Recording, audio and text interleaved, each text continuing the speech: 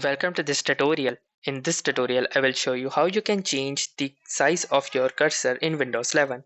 If you find your cursor too small or too large and you want to change its size, then this video is for you. Simply follow these simple steps. First, go to the settings of your system. Then, once you are in the Windows setting, you can see the Accessibility tab. Simply click on the Accessibility tab and you can see the mouse pointer and touch option right here. Simply click on this option and from here, under the mouse pointer style, you can see the size. And here is the scroll bar.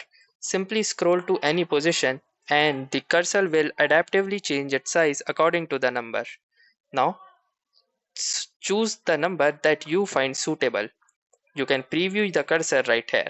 Now, once you have found your suitable size, simply leave it right there and exit your settings, and then you can enjoy a bigger or a smaller cursor as per your needs. So, if you like this video, make sure to hit the like button as well, comment on this video, share it, and don't forget to subscribe to our channel. Thank you for watching and have a nice day.